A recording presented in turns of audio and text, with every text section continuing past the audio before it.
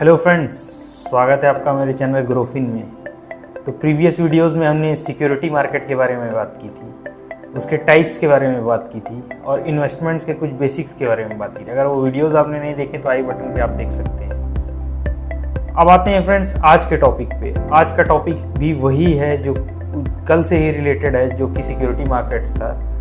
आज हम ये पढ़ेंगे कि ये सिक्योरिटी मार्केट जो होता है वो कितने टाइप का होता है, उसके और फाइनेंशियल प्रोडक्ट्स क्या होते हैं और हम ये भी देखेंगे सिक्योरिटी मार्केट के दो इंटरडिपेंडेंट टाइप्स होते हैं, जिसमें एक होता है प्राइमरी मार्केट और एक होता है सेकेंडरी मार्केट। हम कुछ वीडियोस में प्राइमरी मार्केट और सेकेंडरी मार्केट डिस्कस कर चुके हैं, पर मैं आज आपको फिर से याद दिला दूंगा कि प्राइमरी मार्केट जो होता है उसमें सिक्योरिटीज़ जो इशू होती हैं वो फ्रेश इशू होती हैं, जो कि कंपनी या इशूअर इशू करता है। जबकि सिक्योरिटी मार्केट में जो होता है उसमें जो प्रीवियसली मतलब सोल्ड या बॉट या परचेज सिक्योरिटीज होती हैं उनको वापस रीसेल किया जाता है या दे आर रीबॉट, या मतलब उनमें डीलिंग होती है जिनमें पहले डीलिंग हो चुकी है, और प्राइमरी में फ्रेश में डीलिंग होती है। आज हमारा डिस्कशन रहेगा प्राइमरी मार्केट। प्राइमरी मार्केट का रोल क्या होता है फ्रेंड्स? प्राइमरी मार्केट का रोल यही है ताकि जो इशूअर है सिक्योरिटी का, जैसे कि जिसने सिक्योरिटीज इशू की हैं, वो किसी भी फॉर्म में हो सकती है, शेयर्स हो सकता है, बॉन्ड हो सकता है, डिवेंचर हो सकता है, कुछ भी हो सकता है फ्रेंड्स। तो जिसने भी वो इशू किया है वो गवर्नमेंट से या उस सिक्योरिटी मार्केट से वो फंड रेज कर पाए ताकि वो अपना बिजनेस आगे चला पाए। इसीलिए प्राइमरी मार्केट होता है जिसमें फ्रेश इशूइंग होती है, जैसा कि मैंने आपको बताया है। फ्रेंड्स, बात ये आती है कि वो इशू कैसे होते हैं। तो फ्रेंड्स, वो इशू होते हैं अपनी फेस वैल्यू पे। अब फेस वैल्यू क्या होती है? फेस वैल्यू वो फिक्स्ड प्राइस होती है जो उस पर्टिकुलर एक, मतलब अगर बॉन्ड्स के केस में बोला जाता है उसे एट पर बुलाया जाता है, एट पर बुलाया जाता है या पर इक्विटी बुलाया जाता है, कुछ भी बुलाया जा सकता है। उसकी जो एक पार्ट की जो इसका एक यूनिट होता है, उसका कॉस्ट जो होता है उसको फेस वैल्यू कहा जाता है। उस फेस वैल्यू पे इशूअर इशू करता है जिसको हम परचेज करते हैं।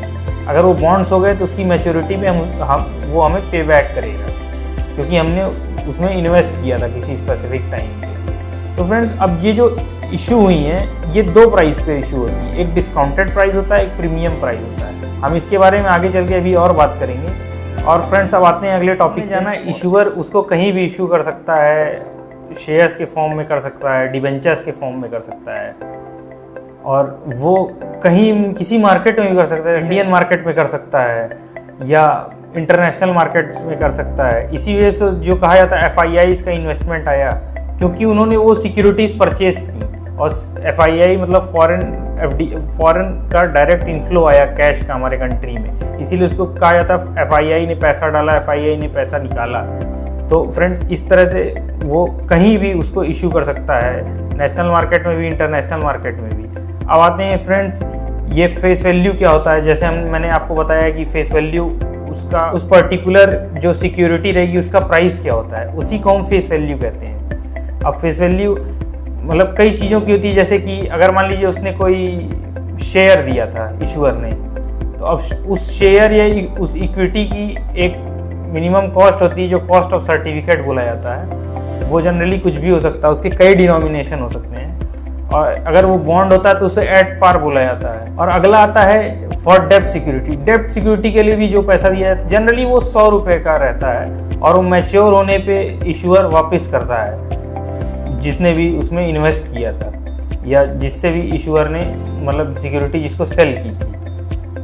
अब दोस्तों, हम लोगों ने जाना कि ये कैसे कैसे हर एक चीज़ के लिए सिक्योरिटी का जो प्राइस होता है, जो इशूअर जो इशू करता है, वो किस तरह अलग अलग होता है। अब दोस्तों, हम आ जाते हैं अगले टॉपिक पे, जो कि है कि ये डिसाइड कैसे होता है कि उसका प्राइस क्या है या क्या चल रहा है। फ्रेंड्स, आप लोगों ने कई बार सुना होगा कि इंटरेस्ट रेट कटे, इंटरेस्ट रेट बढ़ाए गए, या US में इंटरेस्ट रेट कटे। तो ये क्या होता है फ्रेंड्स? तो फ्रेंड्स, इस केस में ये होता है कि जो भी सिक्योरिटी का प्राइस था वो रेट कट्स के बाद तुरंत चेंज होता है, वो डायरेक्टली प्रोपोर्शनल होता है रेट कट्स के।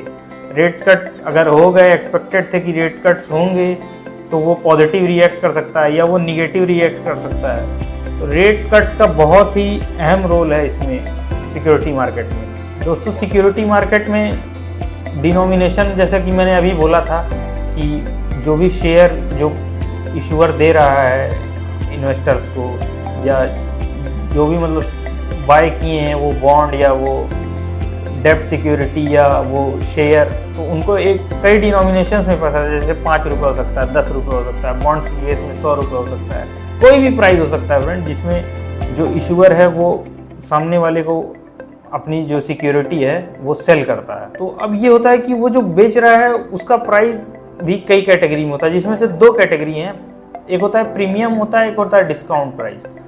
फ्रेंड्स अब ये डिस्काउंट प्राइस क्या होता है दोस्तों, अगर इशूअर ने जैसे ही इशू किया तो अगर उस इशू का प्राइस अभी करंट मार्केट प्राइस पे या इशू करने के प्राइस से नीचे रहता है तो उसको डिस्काउंट प्राइस कहते हैं, लेकिन अगर वही हाई होता है तो उसे हम प्रीमियम प्राइस कहते हैं, मतलब हम प्रीमियम पे कर रहे हैं और या डिस्काउंटेड रेट में या प्रीमियम रेट में। तो ये 2 चीज़ें होती हैं बहुत ज़्यादा मेन।